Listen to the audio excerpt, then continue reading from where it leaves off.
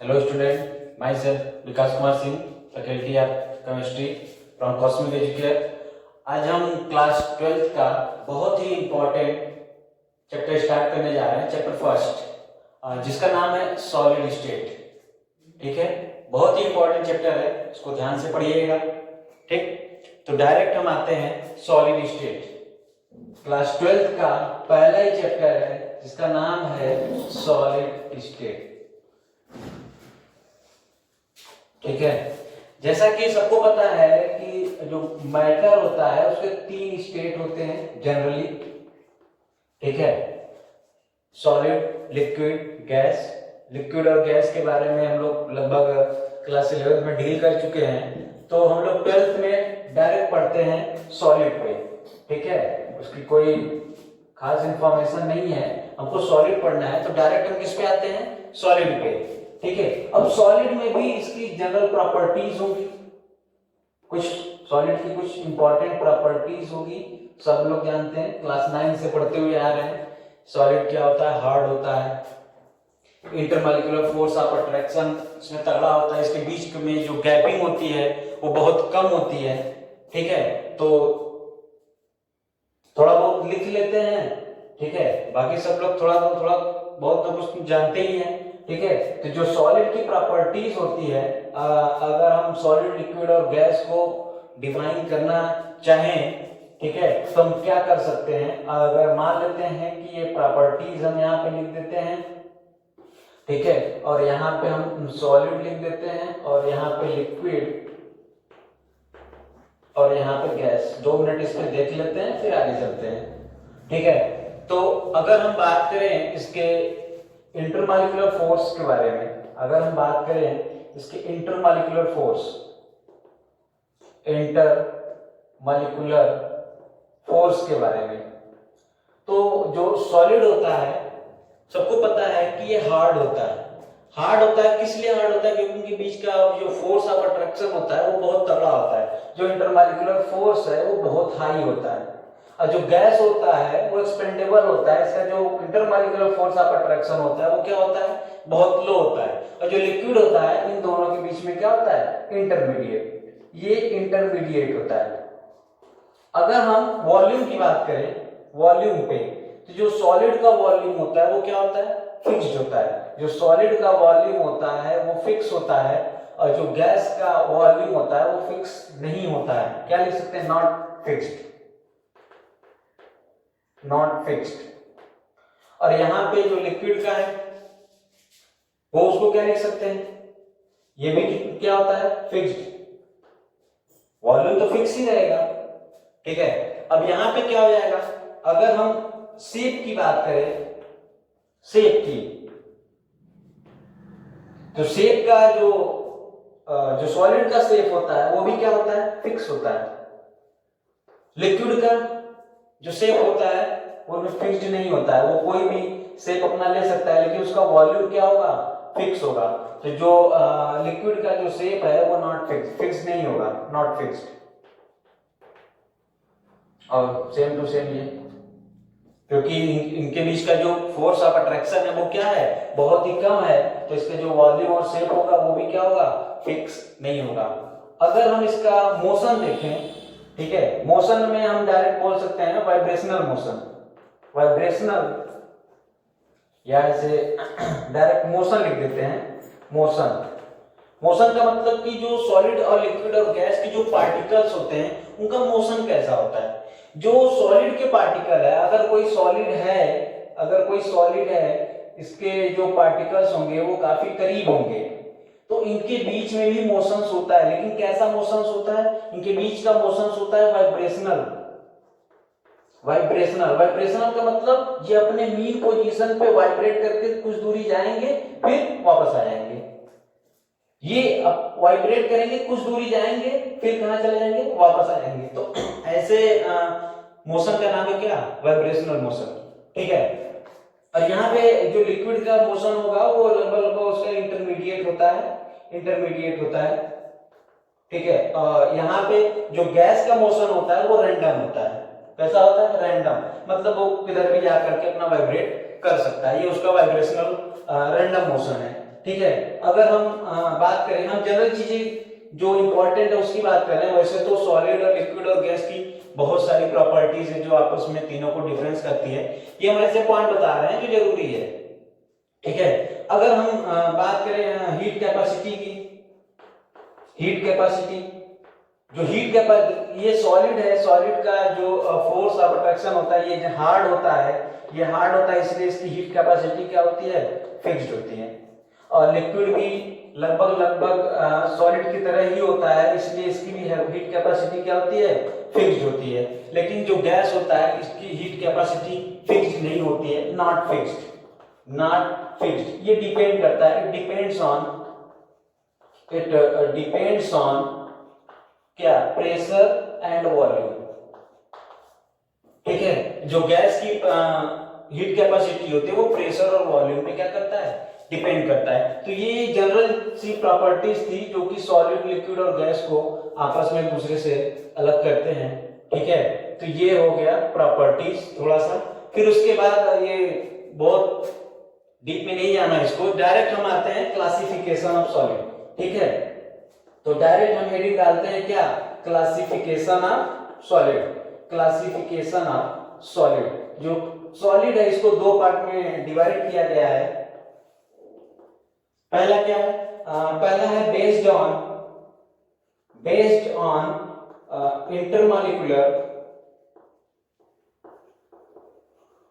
Intermolecular attraction. दूसरा है based on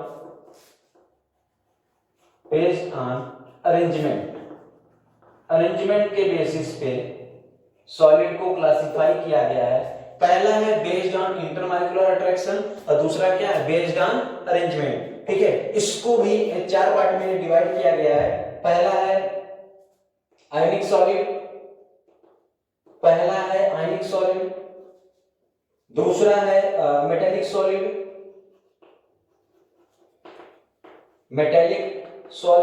तीसरा है कोवेलेंट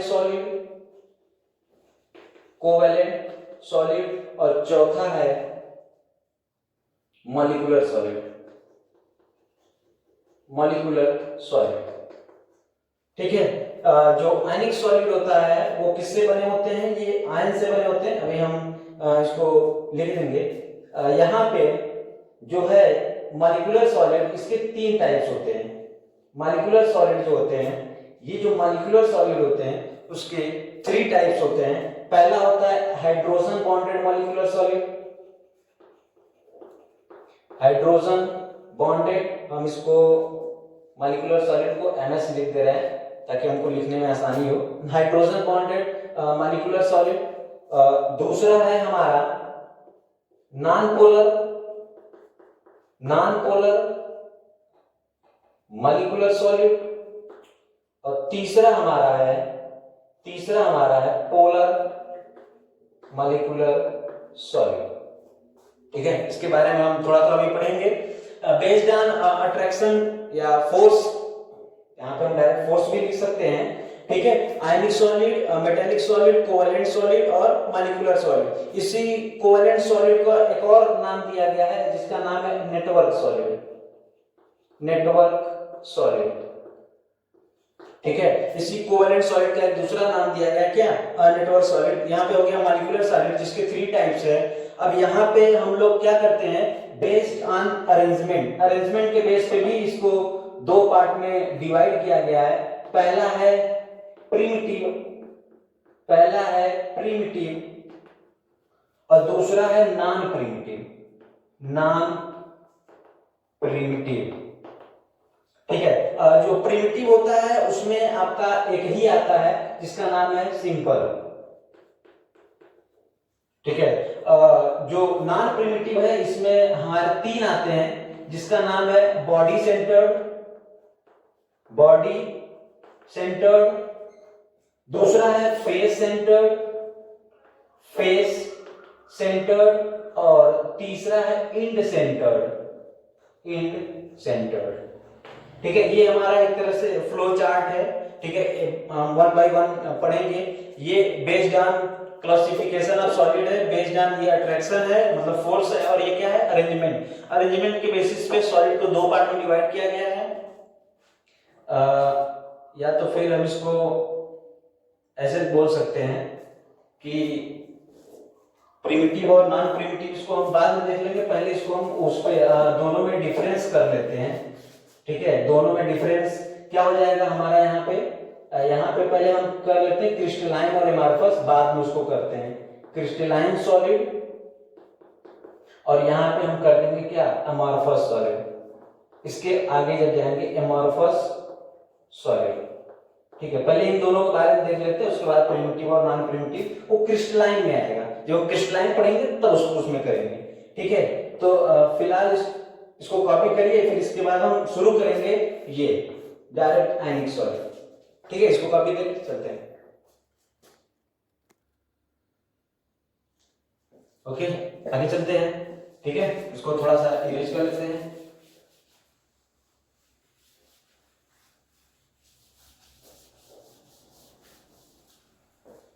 हम डायरेक्ट आते हैं यहाँ पर आयनिक सॉलिड पे। ठीक है, हम डायरेक्ट हेडिंग डालते हैं क्या, आयनिक सॉलिड। आयनिक सॉलिड, जो आयनिक सॉलिड होता है किसका बना होता है, मेड अप ऑफ आयंस। ठीक है, आयनिक solid made up of ions. जैसे हम एक एग्जांपल लेते हैं NaCl, इस पे पार्शियल पॉजिटिव होता है और इस पे पार्शियल निगेटिव। अब ये पॉजिटिव और निगेटिव के कारण इन दोनों में फोर्स ऑफ अट्रैक्शन होगा। इसी तरीके से और भी क्रिस्टल होंगे, क्रिस्टल सिस्टम में ऐसे Na+Cl-, ठीक है, डेल्टा पॉजिटिव और डेल्टा निगेटिव ऐसे ही रहेंगे। तो इन सबके बीच में क्या होगा, एक अट्रैक्शन बना होगा। ठीक है, एक फोर्स लगेगा, तो इस फोर्स का नाम क्या है, कोलंबियन फोर्स या कोलंबिक फोर्स। कोलंबिक फोर्स, इसी फोर्स को हम लोग बोल सकते हैं क्या, इलेक्ट्रोस्टैटिक फोर्स। Electrostatic force. ठीक है, जब ये फोर्स आपस में जब जुड़ जाते हैं तो बॉन्ड बनाते हैं, और उसी बॉन्ड का नाम क्या है, आयनिक बॉन्ड। ठीक है, पॉजिटिव निगेटिव के बीच में जो फोर्स लगता है इलेक्ट्रोस्टैटिक फोर्स, और जो बॉन्ड बनता है वो क्या होता है, आयनिक बॉन्ड बनता है। इसको हम लोग, ये बहुत ही तगड़ा बॉन्ड होता है, इसलिए इसको हम बोल सकते हैं लॉन्ग रेंज का फोर्स, इसको बोल सकते हैं लॉन्ग रेंज फोर्स। ठीक है, जो आयनिक सॉलिड होता है, हम यहाँ पे लिख देते हैं, जो आयनिक सॉलिड होते हैं, these are hard and brittle। Hard and brittle, मतलब ये हार्ड होते हैं, और ब्रिटल का मतलब टूट जाते हैं। जैसे मेटल होता है, अगर उसको हम पीटेंगे तो वो चिपटा हो जाता है, लेकिन यहाँ पे क्या हो जाते हैं, ये टूट जाते हैं, इसलिए इसका नाम क्या है, ब्रिटल। सबसे इंपॉर्टेंट बात अगर हम करें, अगर हम आयनिक सॉलिड को में इलेक्ट्रिसिटी फ्लो कराएं हम, ठीक है, आयंस के बने हुए हैं, अगर हम इसमें इलेक्ट्रिसिटी फ्लो कराएं, इसमें दो कंडीशन हमारे आते हैं, एक आता है सॉलिड स्टेट में और एक आता है मोल्टेन स्टेट में। ठीक है, तो दोनों बातों को ध्यान से देखिएगा। क्या लिख सकते हैं हम यहाँ पे, do not conduct heat and electricity. Direct हम इलेक्ट्रिसिटी लिखते हैं, इलेक्ट्रिसिटी इन सॉलिड स्टेट। जब आयनिक सॉलिड का स्टेट सॉलिड होगा तो ये इलेक्ट्रिसिटी कंडक्ट नहीं करेगा। क्यों नहीं करता है, क्योंकि इसमें जो इलेक्ट्रॉन्स होते हैं वो फ्री नहीं होते, ड्यू टू या डायरेक्ट रीजन हम नीचे लिख लेंगे इसके बाद, conduct electricity, ionic solid conduct electricity in molten state. बहुत इंपॉर्टेंट है, क्वेश्चन पूछा गया है, मोल्टेन स्टेट। ये इलेक्ट्रिसिटी कंडक्ट करता है अपने मोल्टेन स्टेट में। क्यों कंडक्ट करता है, due to free of electron. जैसे ही हम इसको मोल्ड कर देंगे, मेल्ट कर देंगे, ये इलेक्ट्रिसिटी कंडक्ट करने लगेगा। क्यों? क्योंकि उस मेल्ट होने के बाद इसके इलेक्ट्रॉन्स क्या होते हैं, मेल्ट करने के बाद इसके बॉन्ड टूट जाएंगे। जब बॉन्ड टूट जाएंगे तो क्या होगा, ये आयंस जो है वो फ्री हो जाएंगे। इसलिए इलेक्ट्रिसिटी कंडक्ट करने के लिए चाहिए क्या होता है, इलेक्ट्रॉन। जब इलेक्ट्रॉन फ्री हो गए तो वो क्या होगा, इलेक्ट्रिसिटी कंडक्ट कर लेगा। ठीक है, यहाँ पे हो गया, इलेक्ट्रिसिटी की बात हो गई, यहाँ पे बॉन्ड की बात हो गई। ठीक है, ये हमारा हो गया आयनिक सॉलिड, और इसमें इसका मेल्टिंग पॉइंट, बॉइलिंग पॉइंट ये फिक्स्ड है। अब इसको एनसीईआरटी से मैच करा लीजिएगा। ठीक है, यहाँ पे अगर हम बात करें आयनिक सॉलिड के, तो ये बहुत ही हार्ड होते हैं। ठीक है, आयनिक सॉलिड आर हार्ड, ये हार्ड होते हैं, तो इसकी जो बॉइलिंग पॉइंट होगी, बॉन्ड डिसोसिएशन एनर्जी होगी, वो क्या होगा, बहुत ज्यादा होगा। ठीक है, यहाँ पे सॉलिड स्टेट और मोल्टेन स्टेट हो गया। ये है हमारा आयनिक सॉलिड। ठीक है, इसको कॉपी करिए, फिर हम आते हैं जस्ट क्या, मेटेलिक सॉलिड।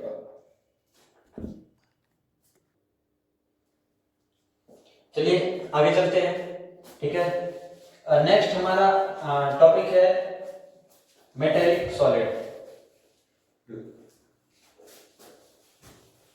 मेटेलिक सॉलिड, ठीक है, इसको भी हम इरेज कर दे रहे हैं। Metallic solid,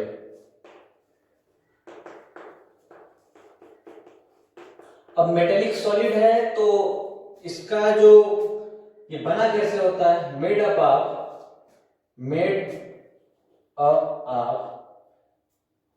electron cloud and colonel's. Electron cloud and colonel's, ये क्या होते हैं, ये आते हैं। मेटेलिक सॉलिड है, जैसे यहाँ पे ये जो होगा, इसका जो बॉन्ड बनेगा, ये कैसा बॉन्ड हो जाएगा, मेटेलिक बॉन्ड। यहाँ पे जो बॉन्ड का फॉर्मेशन होता है वो कैसा होता है, metallic bond. Electron cloud and colonel's, यहाँ पे हम देखते हैं, जैसे मान लेते हैं कि यहाँ पर ये मान लेते हैं कोई सॉलिड है।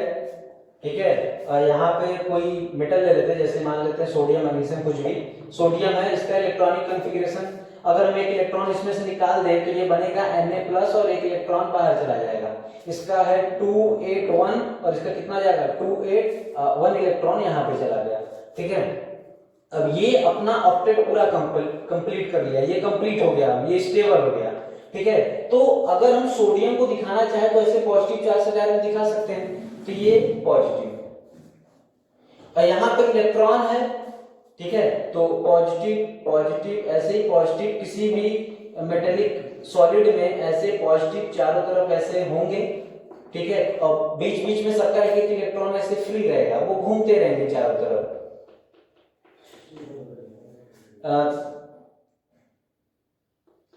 ठीक है, 9 है तो ये भी 9 हो जाएंगे। ठीक है, और यहाँ पे क्या होगा, ये जो होते हैं ना, ये जो पॉजिटिव चार्ज होते हैं, इसी को हम बोलते हैं क्या, कर्नल। और ये हमारा क्या है, ये हमारा जो है, जो इलेक्ट्रॉन यहाँ पे दिख रहा है, इसी को बोलते हैं इलेक्ट्रॉन क्लाउड। इलेक्ट्रॉन क्लाउड या इलेक्ट्रॉन बोल सकते हैं। ठीक है, ये है हमारा इलेक्ट्रॉन क्लाउड, और यहाँ पे क्या है, कर्नल। इन्हीं दोनों का मिलकर के हमारा क्या बनता है, मेटेलिक सॉलिड। इलेक्ट्रॉन क्लाउड और कर्नल। अब कर्नल में क्या क्या आते हैं, जैसे अगर हम सोडियम का इलेक्ट्रॉनिक कॉन्फ़िगरेशन कर दें, ये हमारा न्यूक्लियस हो गया, ये 2 इलेक्ट्रॉन यहाँ पे 1 2 3 4 5 6 7 8, एक जो रहेगा वो आउटर मोस्ट इलेक्ट्रॉन यहाँ पर है। तो जो ये इलेक्ट्रॉन है, इसको तो हम क्या बोलते हैं, इसको बोलते हैं वैलेंस इलेक्ट्रॉन या आउटर मोस्ट इलेक्ट्रॉन। इसको क्या बोलते हैं, वैलेंस इलेक्ट्रॉन। ठीक है, और जो बचे ये वाले और ये वाले जो इलेक्ट्रॉन है यहाँ पे, ठीक है, ये वाले ये सब जो इलेक्ट्रॉन है, इसको हम बोलते हैं क्या, इनर कोर इलेक्ट्रॉन, क्योंकि ये अंदर है, इनर कोर इलेक्ट्रॉन। ठीक है, और ये हमारा क्या हो जाएगा, न्यूक्लियस। ये हमारा इस पर कौन सा चार्ज है, पॉजिटिव चार्ज है। ये सोडियम का इस पर कौन सा है, पॉजिटिव। तो ये तो वैलेंस इलेक्ट्रॉन है। ठीक है, ये हमारा वैलेंस इलेक्ट्रॉन है, और ये इनर कोर इलेक्ट्रॉन है। तो इसी इनर कोर इलेक्ट्रॉन को और ये न्यूक्लियस को मिला करके जो बनता है, उसी का नाम क्या है, कर्नल। ठीक है, यहाँ पे वैलेंस इलेक्ट्रॉन को छोड़ करके जो इनर कोर इलेक्ट्रॉन है और जो ये पॉजिटिव चार्ज है, मतलब जो न्यूक्लियस है, इसी को मिला करके हम लोग क्या बोलते हैं, कर्नल। वैलेंस इलेक्ट्रॉन और कर्नल ही मिल करके, जिसमें वैलेंस इलेक्ट्रॉन और कर्नल होते हैं उसको मेटेलिक सॉलिड बोलते हैं। ठीक है, मेटल है तो उसमें इलेक्ट्रॉन फ्री बिल्कुल होंगे, तो कर्नल और वैलेंस इलेक्ट्रॉन मिलकर के क्या होते हैं, मेटेलिक सॉलिड। ये इलेक्ट्रॉन मूव करते हैं। ठीक है, ये इलेक्ट्रॉन ऐसे मतलब ढेर सारे इलेक्ट्रॉन होते हैं, इसीलिए हम इसको क्या बोलते हैं, इलेक्ट्रॉन सी मॉडल बोलते हैं, इलेक्ट्रॉन सी मॉडल। और यहाँ पे इनके बीच में जो अट्रैक्शन होगा, फोर्स ऑफ अट्रैक्शन, ये इधर अट्रैक्ट करेगा, ये अट्रैक्ट करेगा, तो यहाँ पे जो बॉन्ड बनता है इसी को बोलते हैं क्या, मेटेलिक बॉन्ड। अट्रैक्शन की वजह से इलेक्ट्रॉन है, पॉजिटिव के साथ जाएगा, पॉजिटिव के साथ जाएगा, तो जो बॉन्ड बनेगा वो कैसा होगा, मेटेलिक बॉन्ड होगा। ठीक है, अब यहाँ पे हम मेटेलिक बॉन्ड में क्या लिख सकते हैं, हम लिख सकते हैं कि जो मेटेलिक सॉलिड होता है वो फॉर्म होता है वैलेंस इलेक्ट्रॉन और कर्नल से। मतलब वैलेंस इलेक्ट्रॉन प्लस कर्नल, अगर हम इन दोनों को मिला दें तो हमारा क्या बनता है, एक मेटेलिक सॉलिड बनता है, मेटेलिक सॉलिड। ठीक है, अब उसके बाद क्या होता है, अब मेटेलिक सॉलिड है, मेटल है, तो ये हार्ड होंगे, इट इज हार्ड, ये हार्ड होंगे।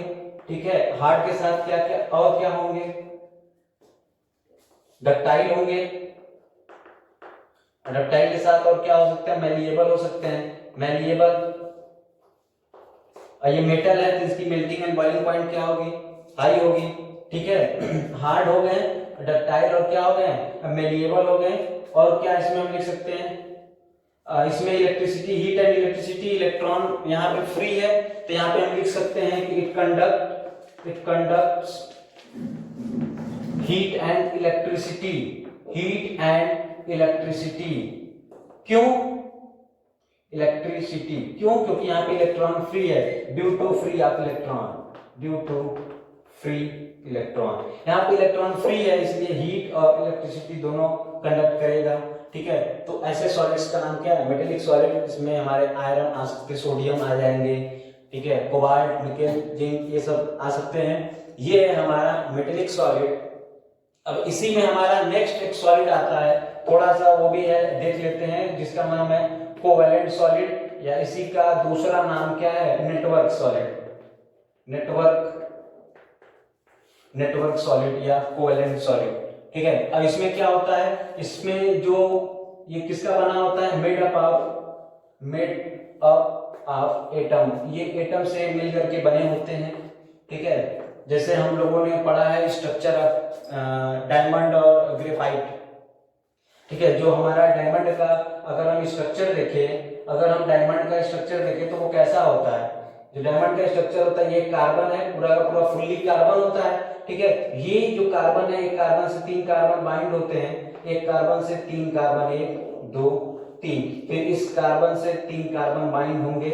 ठीक है, फिर इस कार्बन से 3 कार्बन ऐसे ही बाइंड हो जाएंगे। ठीक है, फिर एक कार्बन से फिर ऐसे ही 3 कार्बन बाइंड हो जाएंगे, ऐसे ही चेन चलता हुआ चला जाएगा। इसी तरीके से हमारा होता है क्या, ग्रेफाइट। और ग्रेफाइट का जो स्ट्रक्चर होता है वो लेयर बाय लेयर होता है, एक लेयर होगा, फिर उसके हेक्सागोनल शेप टाइप का होता है। जैसे अगर हम कोई हेक्सागोनल शेप ऐसे बना दे तो इसी में हमारा ऐसे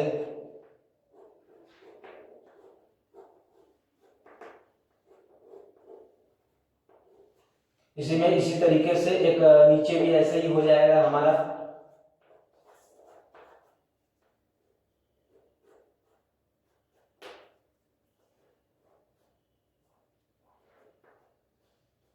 ठीक है, इसी हेक्सागोनल टाइप का हो जाएगा। ये हो गया, ये आपस में बॉन्डिंग ऐसे किए रहते हैं। ठीक है, तो यहाँ पे ग्रेफाइट का स्ट्रक्चर है, इसी के नीचे दूसरा लेयर, फिर तीसरा, फिर चौथा। तो ये ऐसे कोवैलेंट नेटवर्क का मतलब ये जाली टाइप का होता है, मतलब ऐसे रहेंगे कि वो फाइबर्स जैसे लगेगा कि, और ये नीचे जाएगा तो एक में 3, फिर ऐसे मतलब बहुत कंडेंस स्ट्रक्चर हो जाएगा। तो इसी को और इनके बीच का जो बॉन्ड का फॉर्मेशन होता है, जो बॉन्ड बनता है, उसको बोलते हैं हम क्या, कोवैलेंट बॉन्ड। जो बॉन्ड बनता है वो कोवैलेंट बॉन्ड होता है। क्यों, क्योंकि इलेक्ट्रॉन का शेयर करके बनते हैं ये।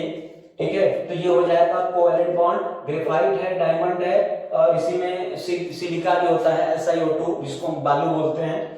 ठीक है, ये नेटवर्क सॉलिड है। इसमें हम कुछ लिख लेते हैं कि ये जो होते हैं these are generally hard, these are generally hard, ये जनरली हार्ड होते हैं, ठीक है, और हार्ड होते हैं। और ये सबसे खासियत इनका ये रहता है कि they do not conduct electricity, ये इलेक्ट्रिसिटी को कंडक्ट नहीं करते हैं। क्यों कंडक्ट नहीं करते हैं? दीज आर जनरली हार्ड, और ये इलेक्ट्रिसिटी को कंडक्ट नहीं करते। अगर एक्सेप्शन की बात करें, एक्सेप्शन में हमारा क्या हो जाएगा? ग्रेफाइट। जो ग्रेफाइट होता है वो सॉफ्ट होता है और ये इलेक्ट्रिसिटी कंडक्ट करता है, क्योंकि यहाँ पे जो इलेक्ट्रॉन होते हैं वो फ्री होते हैं, due to free of electron. इसीलिए डायमंड जो होता है वो बहुत ज्यादा हार्ड होता है, क्योंकि इसका जो स्ट्रक्चर होता है, इसकी जो बॉन्डिंग होती है वो बहुत तगड़ी होती है, ठीक है, इसीलिए बहुत ज्यादा हार्ड होता है। ये सॉफ्ट होता है ग्रेफाइट, ठीक है। तो ये है हमारा कोवेलेंट सॉलिड या नेटवर्क सॉलिड, ठीक है। तो इसको कॉपी करिए, फिर हमारा लास्ट बचेगा क्या? मॉलिक्यूलर सॉलिड, उसको भी हम देखते हैं। चलिए चलते हैं, यहाँ पे मॉडल कर लीजिएगा आप लोग, मॉडल लिखा है मॉडल, ठीक है। चौथा हमारा है मॉलिक्यूलर सॉलिड, ठीक है। तो हेडिंग लगी मॉलिक्यूलर सॉलिड। ये हमारा बेस्ड ऑन अट्रैक्शन के बेसिस पे लास्ट है, जिसमें 3 पार्ट है, ठीक।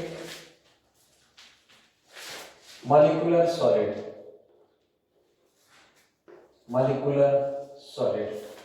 ठीक है। इसमें हमारे 3 पार्ट है, हाइड्रोजन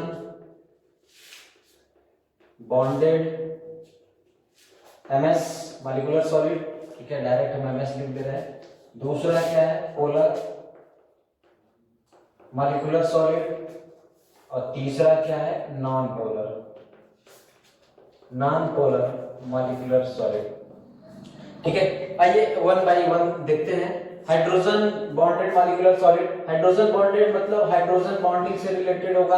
हाइड्रोजन बॉन्डिंग के लिए हमारा हाइड्रोजन जरूरी है। सबसे पहले जो ये मॉलिक्यूलर सॉलिड होते हैं, ये बने किसके होते हैं? मेड अप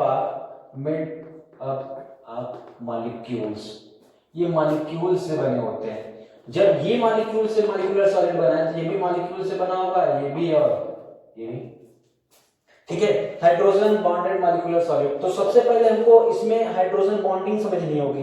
हाइड्रोजन बॉन्डिंग, ठीक है। हाइड्रोजन बॉन्डिंग के लिए हाइड्रोजन का होना जरूरी है, ठीक है, हाइड्रोजन का होना जरूरी है। ये लोन पेयर से भी बॉन्डिंग कर सकता है, रेडिकल से भी बॉन्डिंग कर सकता है, एक निगेटिव चार्ज से भी बॉन्डिंग कर सकता है, और ये फुल्ली निगेटिव चार्ज है, और एक पार्शियली निगेटिव चार्ज से भी बॉन्डिंग कर सकता है, क्योंकि इसके पास कौन सा चार्ज है?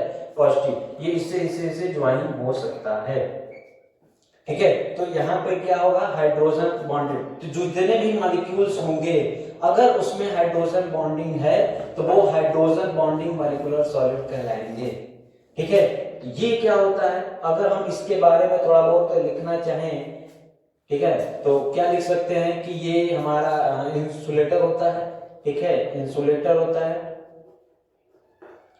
इंसुलेटर। और ये होता क्या है? ये हार्ड होता है, और हार्ड है तो इसकी मेल्टिंग बॉइलिंग पॉइंट क्या होगी? हाई होगी, ठीक है। हाइड्रोजन बॉन्डिंग, ये इंसुलेटर होता है और ये हार्ड होता है, ठीक है। ये हो गया हमारा हाइड्रोजन बॉन्डेड मॉलिक्यूलर सॉलिड। जैसे कि फॉर एग्जांपल अगर हम बात करें HF की, तो HF में इंटरमॉलिक्यूलर हाइड्रोजन बॉन्डिंग पाया जाता है। ये क्लास 11 में हाइड्रोजन बॉन्डिंग एक टॉपिक है, उसमें आप डिटेल में पढ़ सकते हैं, ठीक है। बस यहाँ फिलहाल ये जानते रहिए कि HF में इंटरमॉलिक्यूलर हाइड्रोजन बॉन्डिंग होता है, जिसमें हाइड्रोजन ये है और फ्लोरीन में निगेटिव होता है, फुल्ली ये निगेटिव हो गया, ठीक है। अब हम आते हैं पोलर मॉलिक्यूलर सॉलिड। चाहे पोलर हो चाहे नॉन पोलर हो, दोनों में पोलर आ रहा है, तो इसके लिए हमको क्या चाहिए? Dipole moment. डाइपोल मोमेंट क्या होता है? म्यू। और म्यू होता है चार्ज इनटू डिस्टेंस। इसकी 2 पॉसिबिलिटीज है। अगर म्यू 0 हुआ, अगर म्यू 0 नहीं हुआ, ठीक है, इसकी 2 पॉसिबिलिटीज है। Mu is equal to 0, mu is equal to 0 का मतलब इसमें डाइपोल मोमेंट है। डाइपोल का मतलब 2 पोल, जिसमें एक पॉजिटिव और एक निगेटिव होगा। अब यहाँ पे क्या होगा, म्यू जीरो मतलब कोई पोल ही नहीं है, कोई पोल का मतलब इसमें चार्ज डिसाइड करना मुश्किल है, मतलब जिसमें डायपोल मोमेंट जीरो होगा उसको हम डायरेक्ट बोल सकते हैं, उसको पोल डिसाइड करना मुश्किल है तो नॉन पोलर। जिसमें mu not equal to zero होगा इसका मतलब उसमें पोल है, दो पोल है, तो हम लोग क्या लिख सकते हैं इसको, पोलर। तो यहाँ पे दोनों कंडीशन आ गए। पोलर मॉलिक्यूलर सॉलिड में, पोलर मॉलिक्यूलर सॉलिड में इसमें क्या होगा, mu not equal to zero, और नॉन पोलर वाले में म्यू इक्वल टू जीरो। ठीक है, अगर हम बात करें इसमें mu not equal to zero, अगर हम HCl ले, HCl इसी तरीके से HCl इसी तरीके से पूरा रहेगा, यहाँ पे हमारा पॉजिटिव है, यहाँ पे निगेटिव है, यहाँ पे पॉजिटिव है, यहाँ पे निगेटिव है, इन दोनों के बीच में क्या होगा, ये बॉन्डिंग बना हुआ है और यहाँ पे अट्रैक्शन होगा और यहाँ पे भी कुछ अट्रैक्शन होगा। इसके बीच का डायपोल मोमेंट कितना है, ये हमारा mu not equal to zero.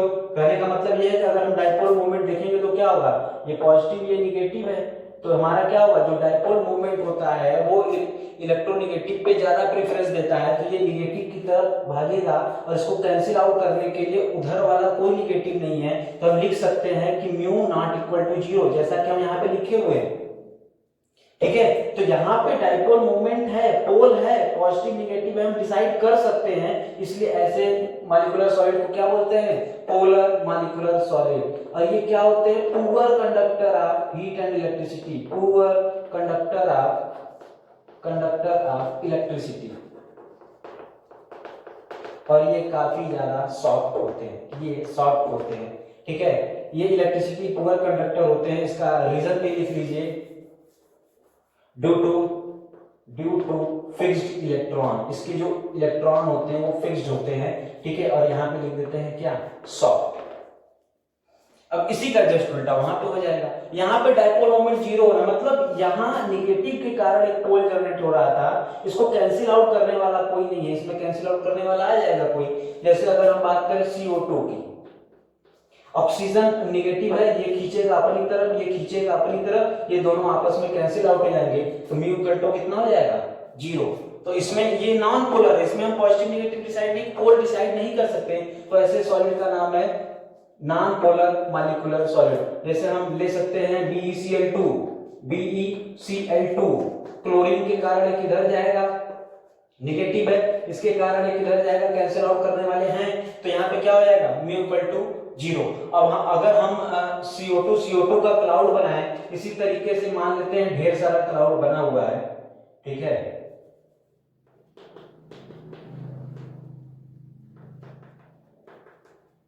ठीक है, तो यहां पे क्या होगा, एक इनके बीच का फोर्स ऑफ अट्रैक्शन होता है, इनके बीच में जो फोर्स ऑफ अट्रैक्शन लगता है इसको बोलते हैं हम लोग क्या, वंडरवाल फोर्स, वंडरवाल फोर्स। इसी को हम लोग क्या बोलते हैं, dispersion force, dispersion force. Dispersion force ये एक टाइप का स्पेशल फोर्स होता है, इसलिए इसका नाम लंदन फोर्स भी हम लोग बोलते हैं, लंदन फोर्स, डिस्पर्सन फोर्स या वंडरवाल फोर्स। ठीक है, ये एक वीक फोर्स होता है, वीक फोर्स, जो इसका रेंज होता है फोर्स का वो शॉर्ट होता है, शॉर्ट रेंज ऑर्डर हम लिख सकते हैं, शॉर्ट रेंज ऑर्डर, ये शॉर्ट रेंज ऑर्डर का होता है। ठीक है, तो इसमें हम क्या लिख सकते हैं, ये भी सेम टू सेम यही होगा, ये भी पुअर कंडक्टर ऑफ इलेक्ट्रिसिटी लिख सकते हैं, इलेक्ट्रिसिटी का ये पुअर कंडक्टर होता है। ठीक है, और यहाँ पे ये भी क्या होता है, सॉफ्ट होता है, इसका रीजन यही होगा क्योंकि इसमें वो रीजन वही होगा, इसमें इलेक्ट्रॉन भी क्या होते हैं, फिक्स्ड होते हैं, इलेक्ट्रॉन यहाँ पे मूव नहीं करते हैं। ठीक है, तो ये हमारा था मॉलिक्यूलर सॉलिड, जो कि क्लासिफिकेशन बेस्ड ऑन अट्रैक्शन पे पूरा खत्म हो चुका है। ठीक है, अब हम आते हैं सेकंड वाले पे, जिसका नाम है classification of solid based on arrangement. ठीक है, इसको कॉपी करिए तो आगे चलते हैं।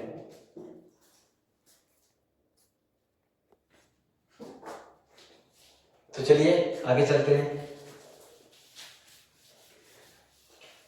नेक्स्ट अगला क्लासिफिकेशन है classification based on arrangement.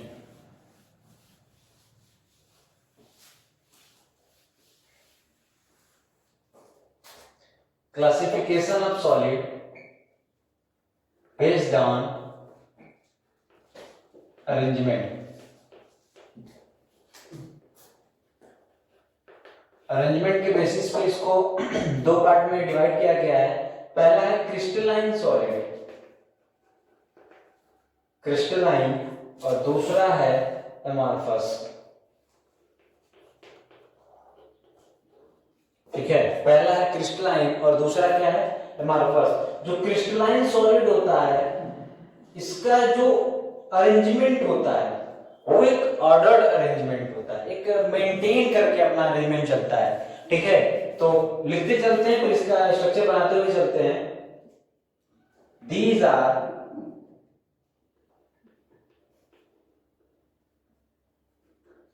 Ordered arrangement.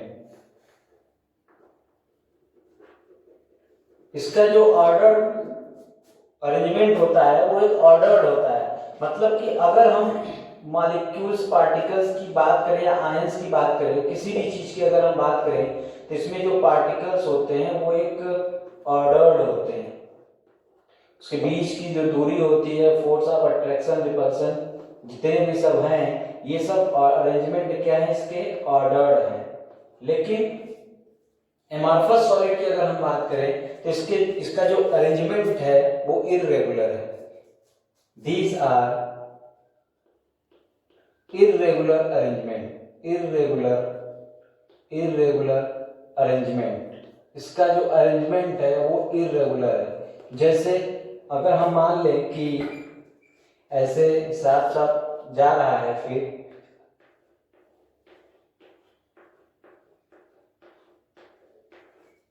ठीक है, यहीं से ऐसे कहीं दूसरी डायरेक्शन में चला गया, इर्रेगुलर अरेंजमेंट हो गया। कुछ भी हो सकता है, बस एक रेगुलर अरेंजमेंट नहीं होगा। ऐसे आगे जा करके फिर डिस्टर्ब हो सकता है, फिर यहाँ से ऐसे कुछ फिर नीचे आ सकते हैं। इनका जो ऑर्डर्ड होगा वो रेगुलर नहीं होगा। इसके जो अरेंजमेंट है वो एक डायरेक्शन या बाई डायरेक्शनल क्या है, लेकिन इसका जो है यहाँ से जाने के बाद फिर कुछ और हो गया। इसके जो ऑर्डर्ड है वो कैसे हैं, इर्रेगुलर अरेंजमेंट है। ठीक है, अरेंजमेंट। ठीक है, फिर उसके बाद अगर हम सेकेंड पॉइंट की बात करें, इसमें क्या होगा, इसकी जो बॉइलिंग पॉइंट होती है वो फिक्स्ड होती है, एकदम शार्प होता है। हम लिख सकते हैं फिक्स्ड बॉइलिंग पॉइंट या sharp boiling point, sharp boiling point या फिर फिक्स्ड बॉइलिंग पॉइंट होता है। जैसे कि फिक्स्ड का मतलब यह है कि अगर कोई मेटल है, अगर वो 1000 डिग्री सेंटीग्रेड या केल्विन पे बॉयल कर रहा है, मेल्ट कर रहा है, तो वो उसका फिक्स्ड होगा। लेकिन एमॉर्फस में क्या होगा, ये रेंज होता है। कोई एक सॉलिड हो जाएगा एमॉर्फस सॉलिड, जिसका रेंज होगा कि ये 400 से 500 डिग्री सेंटीग्रेड के बीच में मेल्ट करेगा या बॉयल करेगा, उसका रेंज होता है। लेकिन जो क्रिस्टलाइन सॉलिड होता है उसका जो बॉइलिंग पॉइंट होता है या मेल्टिंग पॉइंट होता है वो फिक्स्ड होता है, फिक्स्ड या शार्प।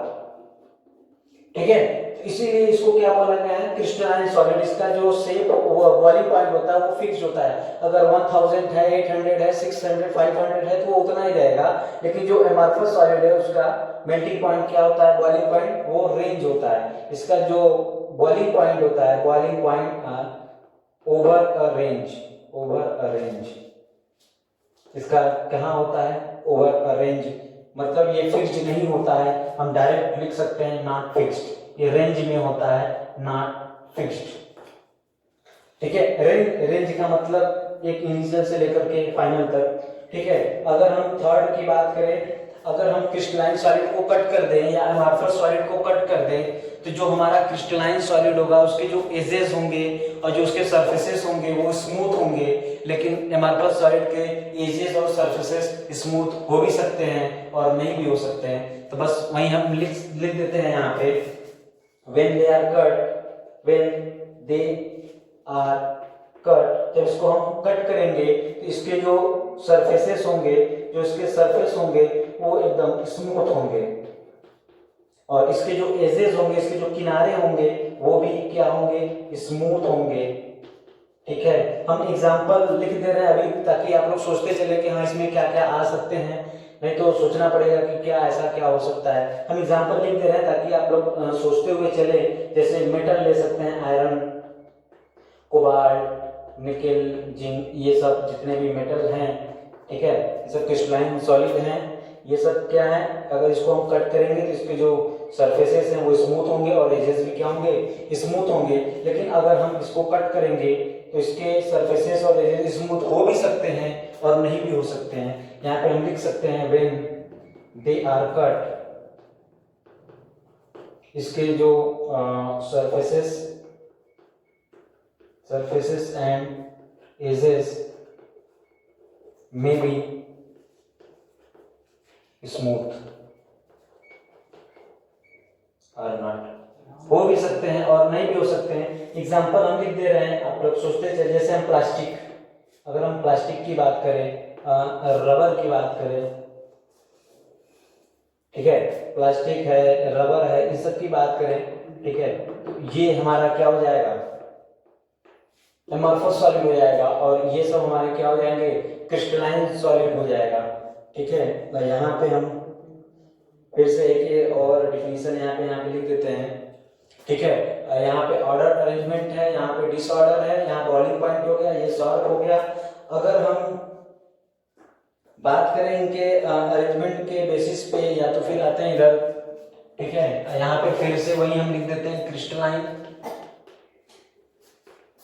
और फिर से वही हम डिफरेंस लिख देते हैं अमॉर्फस।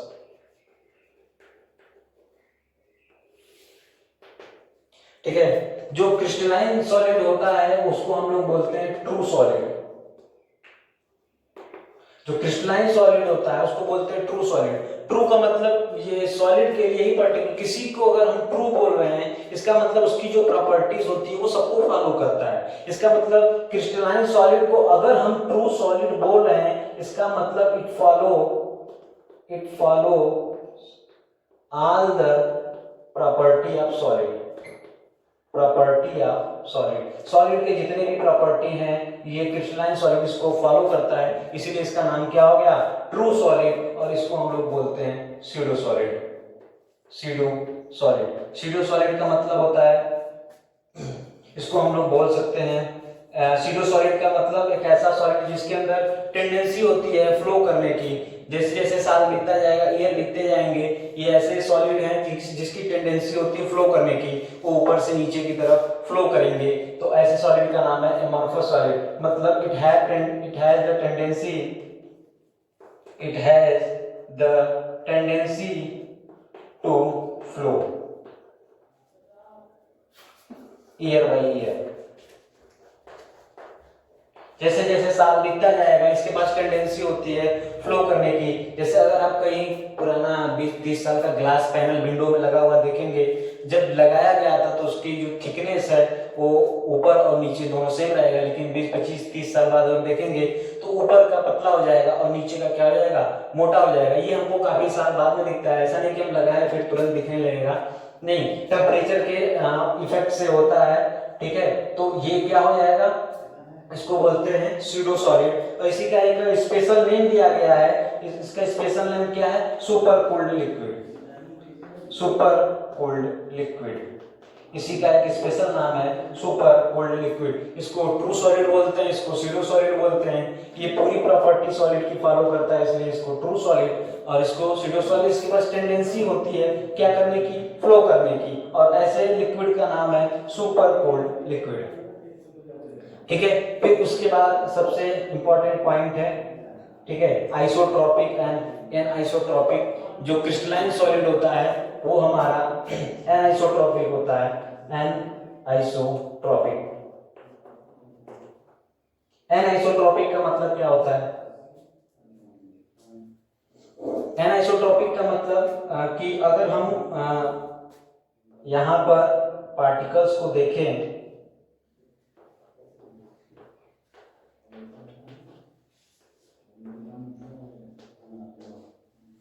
जैसे मान लेते हैं हम यहाँ से इधर चलना शुरू किए, यहाँ से मान लीजिए यहाँ हम हैं, यहाँ से चलना शुरू किए इधर, ठीक, और यहीं से हम नीचे चलना शुरू किए, यहीं से हम इधर चलना शुरू किए, यहाँ से हम इधर चलना शुरू किए या इधर चलना शुरू किए। तो एक किसी फिक्स्ड पॉइंट पे डिफरेंट डायरेक्शन हो सकते हैं, होते हैं। अगर हम किसी डायरेक्शन में जाएंगे तो यहाँ पे एक प्रॉपर इंटरवल के बाद मॉलिक्यूल्स आ जा रहे हैं, मतलब यहाँ से चले हम एक मॉलिक्यूल, फिर दूसरा मॉलिक्यूल, फिर तीसरा मॉलिक्यूल, ध्यान से समझिएगा। फिर अगर हम इसी पॉइंट से इधर गए तो ये जो ऑर्डर है हमारा ये डिस्टर्ब हो गया, जो यहाँ मिलता था वो यहाँ नहीं मिल रहा है।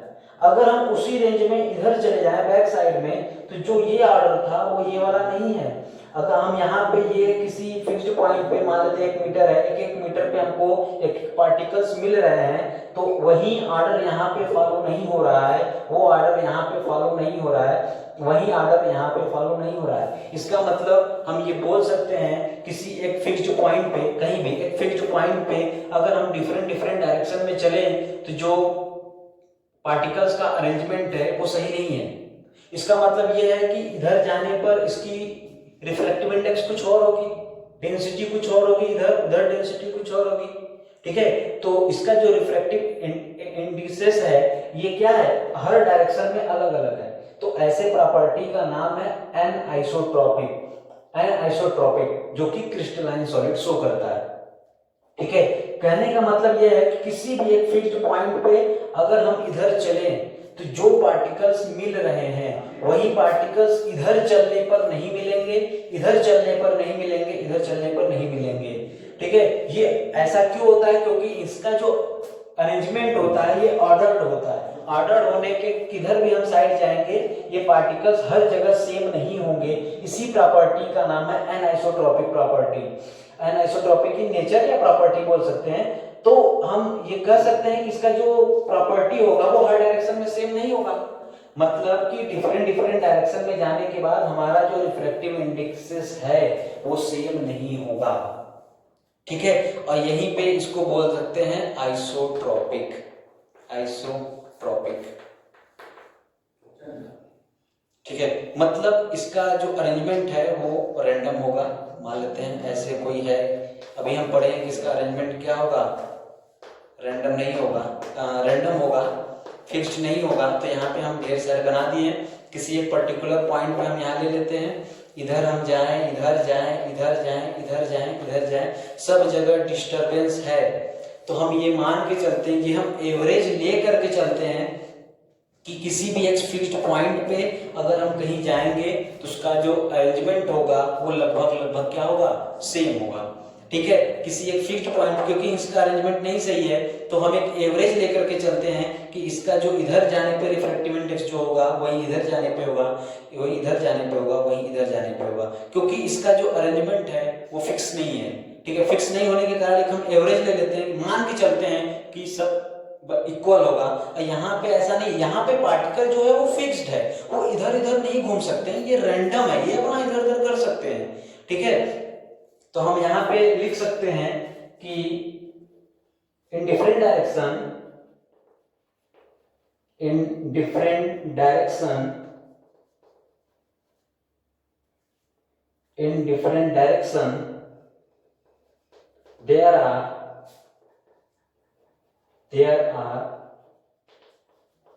different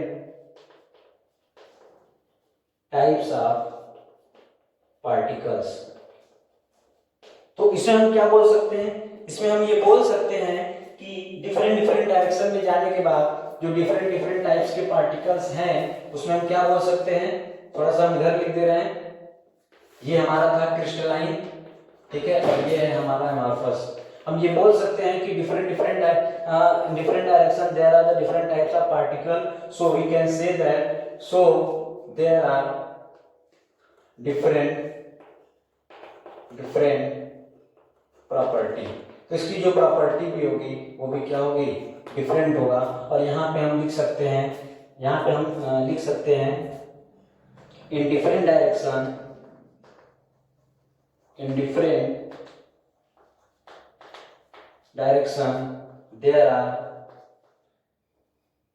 different direction there are same particles।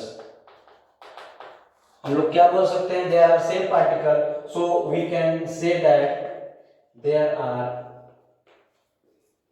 same property। Same property.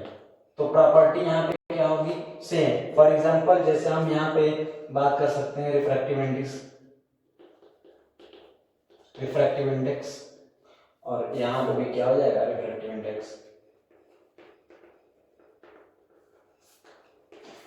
अगर हम डिफरेंट डिफरेंट डायरेक्शन में जा रहे हैं क्रिस्टलाइन सॉलिड में, तो पार्टिकल फिक्स्ड हैं, तो इसकी जो डिफ्रैक्टिव इंडेक्सेस है, मतलब ढेर सारी प्रॉपर्टीज है, वो फिक्स्ड नहीं होंगी, क्योंकि डिफरेंट डिफरेंट डायरेक्शन में जाने के बाद जो हमको पार्टिकल्स मिल रहे हैं वो डिफरेंट है। हम यहाँ पे मान के चल रहे हैं, सबका एवरेज ले करके चल रहे हैं कि लगभग लगभग सभी जगह सेम पार्टिकल्स होंगे, क्योंकि ये रैंडम है, इसलिए यहाँ पे इसकी प्रॉपर्टी क्या होगी, सेम होगी। ठीक है, तो ये रहा हमारा क्रिस्टलाइन और एमॉर्फस सॉलिड में कुछ इंपॉर्टेंट डिफरेंस। ठीक है, इसको कॉपी करिए, फिर हम आगे चलते हैं। चलिए स्टूडेंट, फिर आगे चलते हैं। ये हमारा एमॉर्फस और क्रिस्टलाइन सॉलिड के बारे में था। I hope you understand. ठीक, फिर आगे चलते हैं। यूनिट सेल बहुत इंपॉर्टेंट टॉपिक है। नेक्स्ट, यूनिट सेल, हमारा अगला टॉपिक है यूनिट सेल। अब यहां से माना जाता है कि ये चैप्टर स्टार्ट हो चुका है। ठीक है, ये एमॉर्फस और क्रिस्टलाइन में डिफरेंस आपको पता होना चाहिए। ठीक, यूनिट सेल,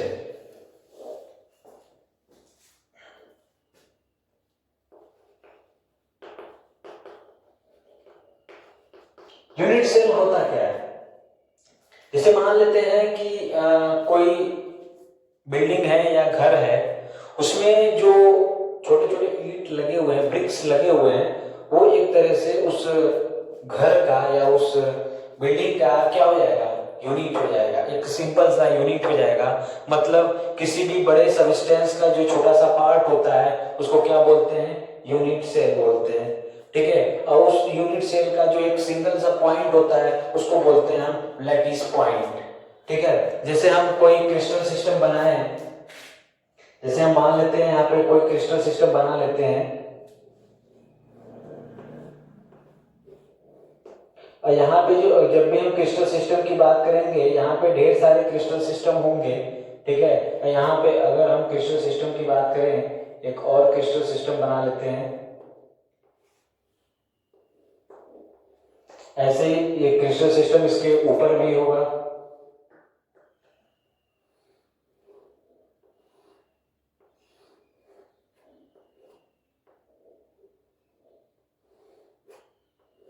एक क्रिस्टल सिस्टम इसके बगल भी होगा।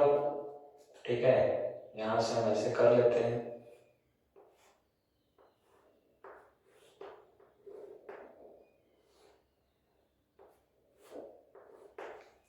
ठीक है, यहाँ पे हमारा क्यूब हो गया। अब यहाँ पे जो एक सिंगल सा क्यूब है, ध्यान से देखिएगा इसको, यहाँ पे जो एक सिंगल सा क्यूब है, ये वाला, ये एक सिंगल सा जो क्यूब बना हुआ है, ठीक है,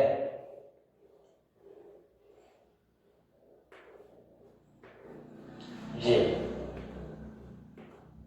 एक जो हमारा सिंगल सा क्यूब, सिंपल सा क्यूब बना हुआ है, ये वाला, यहाँ पर 1 2 3 4 क्यूब, यहाँ पे ऐसे ढेर सारे क्यूब रहेंगे। ठीक है, ये मान लेते हैं कि पूरा एक ये सिस्टम है, इस सिस्टम में जो इतना पूरा एक पार्ट है, इसी को हम लोग क्या बोलते हैं, यूनिट सेल, यूनिट सेल। ठीक है, और इस पूरे सिस्टम को क्या बोलते हैं, क्रिस्टल,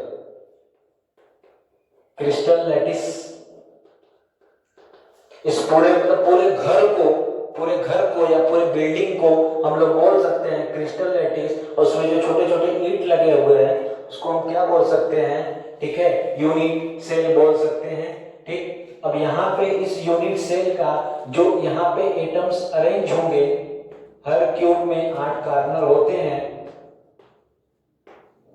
ठीक है, अब यहाँ पे जो एक कॉर्नर पे एटम्स अरेंज होंगे, इसी को बोला जाता है लैटिस पॉइंट।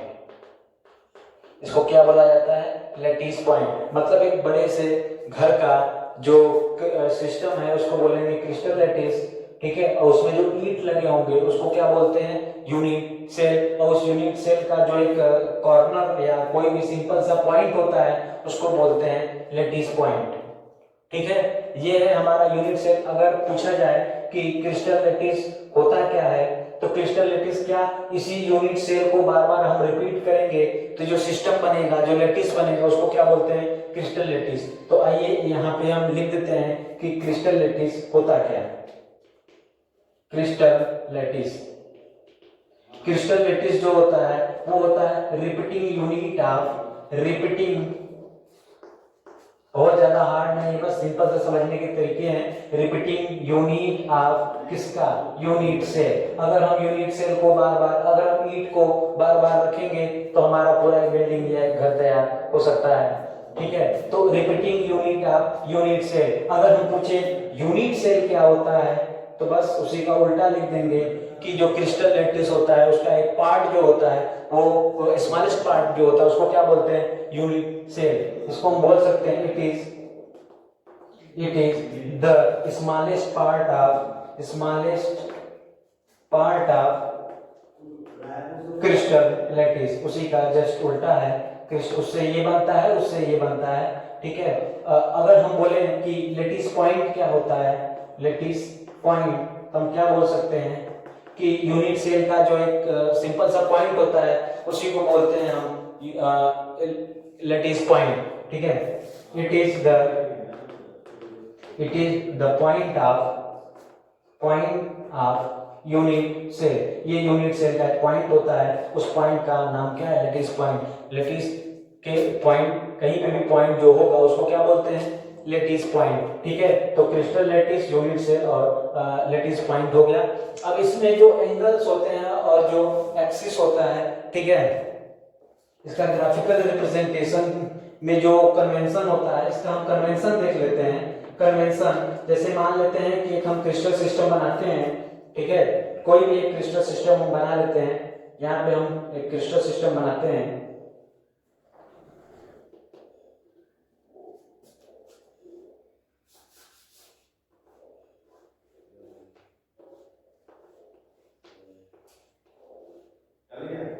यहाँ पे हमारा एक क्रिस्टल सिस्टम है, यहाँ पे वो पीछे वाला पार्ट है। ठीक है, ये हमारा कोई क्रिस्टल है। ठीक है, इसमें जो एक्सिस होता है, इसमें जो हमारा एक्सिस होता है वो होता है हमारा एक्स, वाई और जेड। और इसमें हमारा जो एंगल होता है, एक्सिस इसको लिख देते हैं। और जो हमारा एंगल होता है हम मान के चलते हैं कि वो अल्फा है, बीटा है और गामा है। ठीक है, और यहाँ पे जो एक्सिस है वो एक्स, ये हम मान लेते हैं, ये हमारा क्या हो गया, ये हमारा एक्स, और ये वाला हो गया हमारा क्या, वाई, और ये वाला हमारा जो ऊपर गया हुआ है ये हमारा क्या हो गया, जेड। तो ये एक्सिस हो गया 3, एक्स वाई जेड। ठीक है, और यहाँ पे एंगल हम कैसे याद रखेंगे। ठीक है, जैसे हम मान लेते हैं एबीसी भी मान सकते हैं, एक्स वाई जेड भी मान सकते हैं। ठीक है, कुछ भी मान सकते हैं। यहाँ पे एक तरीका है याद करने का, जैसे हम मान लेते हैं ये एक्स है, ये वाई है और ये जेड है, यहाँ यहीं पे हम लिख देते हैं। जैसे अगर हम बात करेंगे एक्स और वाई के बीच में, एक्स और वाई के बीच में एंगल क्या होगा, तो एक्स और वाई न तो अल्फा होगा, न तो बीटा होगा। याद करने का सिंपल सा तरीका है, एक्स और वाई के बीच का एंगल क्या होगा, न तो अल्फा होगा न तो बीटा होगा, क्या होगा, गामा होगा। ठीक है, तो एक्स और वाई के बीच का जो एंगल होगा वो क्या होगा, गामा होगा। अगर हम वाई और जेड की बात करें, न तो बीटा होगा न तो गामा होगा, वो क्या होगा, अल्फा होगा। अगर हम वाई और जेड की बात करें, ये हो गया हमारा वाई और ये हो गया जेड, तो वाई और जेड के बीच में ना तो बीटा होगा ना तो गामा होगा, ये हमारा क्या हो जाएगा, ये हमारा अल्फा हो जाएगा। ठीक है, अगर हम बात करें एक्स और जेड के बीच में, न तो अल्फा होगा न तो अल्फा होगा न तो गामा होगा, एक्स और जेड के बीच में ये हमारा क्या हो जाएगा, बीटा हो जाएगा। तो एक्स और जेड के बीच में मतलब ये वाला बात किया जा रहा है, ये हमारा क्या हो जाएगा, बीटा। तो ये एक्सिस और एंगल याद करने का सिंपल सा एक तरीका है कि एक्स वाई जेड या एबीसी कुछ भी मान सकते हैं आप। एक्स और वाई इसके जस्ट नीचे लिख दीजिए, अल्फा बीटा और गामा, जेड के नीचे गामा। एक्स और वाई के बीच का एंगल क्या होगा, ना तो अल्फा होगा ना तो बीटा होगा, ये गामा होगा। वाई और जेड में क्या होगा, ना तो बीटा होगा। ठीक है, ना तो बीटा होगा ना तो गामा होगा, क्या हो जाएगा इसमें अल्फा हो जाएगा। और एक्स और जेड के बीच में क्या होगा, ना तो अल्फा होगा ना तो गामा होगा, ये क्या हो जाएगा बीटा। ये क्रिस्टल सिस्टम है, ये उसका कन्वेंशन है एक्सिस और एंगल का, ठीक है। तो ये रहा हमारा यूनिट सेल, इसको भी क्लासिफाई किया गया है, ठीक है, इसको क्लासिफाई किया गया है। आइए इसको हम क्लासिफिकेशन को थोड़ा सा देखते हैं, यहाँ पे क्लासिफाई कर लेते हैं, फिर उसके बाद क्या होता है यहीं पे हम क्लासिफाई कर देते हैं। क्लासिफिकेशन ऑफ यूनिट सेल, यहीं पे हम क्लासिफाई कर देते हैं, क्लासिफिकेशन ऑफ यूनिट सेल, ठीक है। हम यहाँ पे यूनिट सेल को क्लासिफाई कर देते हैं। यहाँ पे जो यूनिट सेल है, यूनिट सेल को दो पार्ट में डिवाइड किया गया है, ठीक है, पहला है और दूसरा, ठीक है। जो पहला है वो ऑन द बेसिस ऑफ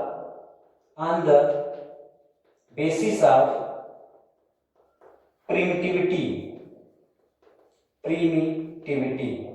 ठीक है, या on the basis of dimension करते हैं, डायमेंशन, ठीक है, डायमेंशन के बेसिस पे। और दूसरा है ऑन द बेसिस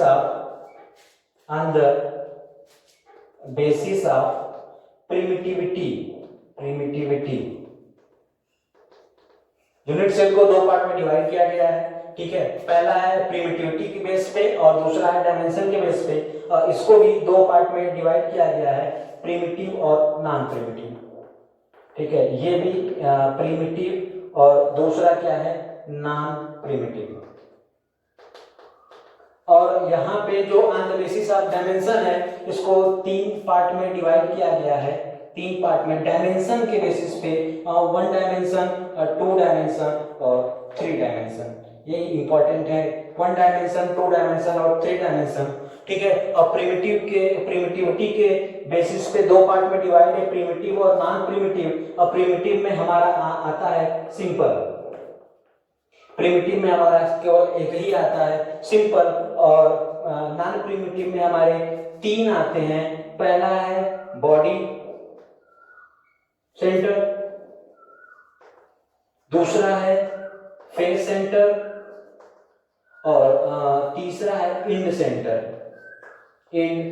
सेंटर, ठीक है। ये है यूनिट सेल का क्लासिफिकेशन प्रिमिटिव के बेस पे और डायमेंशन के बेस पे।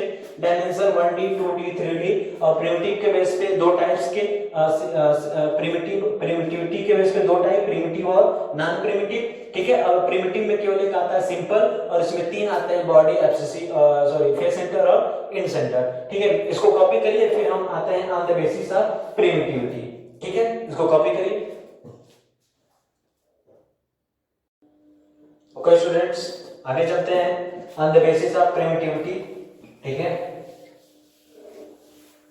तो हमारा नेक्स्ट हेडिंग है ऑन द बेसिस ऑफ प्रिमिटिविटी में प्रिमिटिव। तो हम डायरेक्ट हेडिंग निकाल रहे हैं प्रिमिटिव यूनिट सेल, ठीक।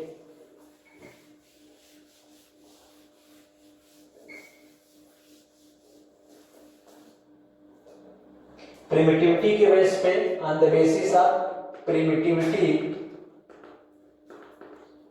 में पहला क्या है प्रिमिटिव। इसी प्रिमिटिव में हमारा क्या है सिंपल यूनिट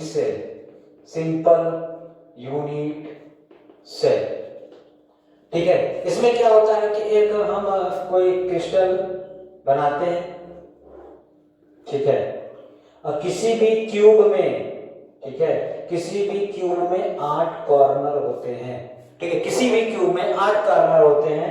ये हमारा 1 2 3 4 5 6 7 8 ये हमारा एक क्यूब है। उस क्यूब में 8 कॉर्नर होते हैं। उस कॉर्नर पे अगर आठों कॉर्नर पे अगर एक एक एटम प्रेजेंट है, 8 कॉर्नर है, आठों कॉर्नर पे एक एक एटम प्रेजेंट है, तो ऐसे यूनिट सेल का नाम है सिंपल यूनिट सेल। इसको हम लोग प्रिमिटिव यूनिट सेल भी बोलते हैं। मतलब हम लिख सकते हैं एटम्स आर प्रेजेंट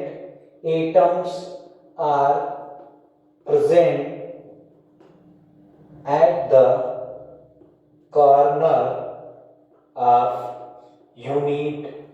केवल और केवल कहां, कॉर्नर पे प्रेजेंट होंगे, तो ऐसे यूनिट सेल का नाम है सिंपल यूनिट सेल। ठीक है, ये है प्रिमिटिव यूनिट सेल। और दूसरा हमारा है नॉन प्रिमिटिव, दूसरा हमारा है नॉन प्रिमिटिव यूनिट सेल। और इसमें हमारा जो पहला आता है उसका नाम है body centre unit cell, body centre unit cell. ठीक है, इसमें क्या होगा, हमें कोई क्रिस्टल सिस्टम बनाते हैं, ये हमारा कोई क्रिस्टल सिस्टम है, ये 3 डायमेंशनल होता है। ठीक है, अब हम अभी पढ़े हैं कि जो एटम्स प्रेजेंट होते हैं वो कॉर्नर पे होंगे, जैसा कि नाम में लिखा हुआ है बॉडी सेंटर। इसके कहने का मतलब ये है कि एक क्यूब में एटम्स जो अरेंज होंगे वो कॉर्नर पे होंगे और इस पूरे बॉडी के एक सेंटर पे होगा, इस पूरे बॉडी के अंदर, इस पूरे बॉडी के अंदर होगा, सेंटर पे होगा। तो ऐसे यूनिट सेल का नाम है बॉडी सेंटर यूनिट सेल। कहने का मतलब यह है कि सिंपल पे जो एटम प्रेजेंट होंगे वो केवल और केवल कॉर्नर पे होंगे, 8 कॉर्नर है, 8 एटम ऐसे प्रेजेंट होंगे। और बीसीसी पे कॉर्नर मतलब बॉडी सेंटर पे, बीसीसी नहीं सॉरी, बॉडी सेंटर पे एटम कार्बन कॉर्नर पे तो प्रेजेंट होंगे ही और उस पूरे बॉडी के सेंटर पे होगा। ठीक है, ये प्लस ये, इसको बोलेंगे बॉडी सेंटर यूनिट सेल। हम लिख सकते हैं atoms are present, atoms are present on at the corner of unit cell and center of the body, और बॉडी के सेंटर पे। तो ऐसे यूनिट सेल का नाम क्या हो जाएगा, बॉडी सेंटर्ड यूनिट सेल। अब इसी में हम हमारा दूसरा है face centred unit cell, face centred unit cell. इसमें क्या होगा कि हमारा कोई एक क्रिस्टल सिस्टम होगा, ठीक है, जैसा कि नाम से ही पता चल रहा है कि फेस सेंटर मतलब किसी भी यूनिट क्रिस्टल लैटिस के फेस के सेंटर पे होगा। यहाँ पे अभी हम पढ़े हैं कि कॉर्नर 8 कॉर्नर होते हैं, तो 8 कॉर्नर पे एक एक एटम्स होंगे। ठीक है, एक एक एटम होंगे। यहाँ पे 1 2 3 4 5 6 7 8 कॉर्नर पे एक एटम हो गए और यहाँ पे लिखा हुआ है फेस सेंटर। ठीक है, एक क्यूब में हमारे 6 फेसेस होते हैं, तो वहां पे हर फेस के एक सेंटर पे एक एक एटम होंगे। जैसे अगर हम इस वाले फेस की बात करें तो इस फेस के सेंटर में एक एटम यहाँ होगा, मतलब कि एक ऊपर एक नीचे। ठीक है, एक ऊपर एक नीचे, एक राइट एक लेफ्ट, फिर एक फ्रंट और एक बैक, 6 फेसेस हैं। तो यहाँ पे क्या हो जाएगा, ऊपर, ठीक है, और नीचे ये वाला फेस है तो इसके सेंटर में एक एटम यहाँ होगा, फेस सेंटर। फिर अगर हम राइट बात करें तो यहाँ पे राइट है ये वाला फेस, इसके सेंटर पे। अगर हम लेफ्ट वाला बात करें तो इसके सेंटर पे हो जाएगा। अगर हम फ्रंट वाला बात करें तो ये हमारा फ्रंट हो गया, इस फ्रंट के सेंटर पे यहाँ मान लेते हैं, यहाँ पे सेंटर है। और बैक वाला कहाँ होगा, ये वाला, ये जो है वो बैक वाला सेंटर है। इसका सेंटर कहाँ होगा, मान लेते हैं कि यहाँ इसका सेंटर है। तो 1 2 3 4 5 6, तो 6 फेसेस हैं एक क्यूब के। ठीक है, तो हर इस फेस के सेंटर पे एक एक एटम होगा और प्लस कॉर्नर पे। ठीक है, तो हम यहाँ पे लिख सकते हैं atoms are present, atoms are present at the corner of the cube, corner of unit cell and face center of the body, face center of the body या of the unit crystal lattice। ठीक है, इस body के face centre पे होंगे, 6 faces होते हैं, तो 6 फेसेस के सेंटर पे होंगे, एक ऊपर नीचे राइट लेफ्ट और फ्रंट और बैक। ठीक है, ऊपर नीचे ये राइट ये लेफ्ट हो जाएगा, ये फ्रंट हो जाएगा और वो बैक। किसी भी क्रिस्टल लैटिस के 6 फेसेस हैं, ये हो गए। और हमारा थर्ड आता है, तीसरा आता है end centre unit cell, end centre unit cell. तीसरा है इंड सेंटर यूनिट सेल। इसमें क्या होगा कि कोई भी क्रिस्टल सिस्टम होगा, हम यहाँ पे क्रिस्टल सिस्टम बना देते हैं। ठीक है, और यहाँ पे हर एक कॉर्नर पे एक एक एटम तो होंगे, 8 कॉर्नर है तो यहाँ पे 8 कॉर्नर पे एक एक एटम हम प्लेस कर दे रहे हैं। ठीक है, ये कॉर्नर पे सब जगह कॉमन होगा, केवल कॉर्नर पे रहेगा तो वो सिंपल होगा, कॉर्नर के साथ बॉडी के सेंटर में रहेगा तो बॉडी सेंटर यूनिट सेल होगा। ठीक है, फेस सेंटर पे क्या हो जाएगा, कॉर्नर पे रहेगा और सभी फेस के सेंटर पे होगा तो फेस सेंटर यूनिट सेल हो जाएगा। और इन सेंटर का मतलब क्या है, इन सेंटर का मतलब यह है कि सब कॉर्नर पे होगा और किसी दो अपोजिट फेस के सेंटर पे होगा, उसको बोलते हैं इंड सेंटर। दो अपोजिट फेस के सेंटर पे, जैसे कितने फेस हैं, 6 फेसेस हैं, तो दो अपोजिट फेस मतलब अगर एक ऊपर होगा तो एक नीचे होना चाहिए, अपोजिट है। अगर राइट ले रहे हैं तो लेफ्ट होना चाहिए, अगर आप फ्रंट ले रहे हैं तो बैक होना चाहिए। केवल और केवल दो अपोजिट फेस के सेंटर पे, अगर आप अप ले रहे हैं तो नीचे डाउन लेना पड़ेगा, या आप ये नहीं ले रहे हैं तो राइट लेफ्ट लीजिए या बैक और फ्रंट ले लीजिए।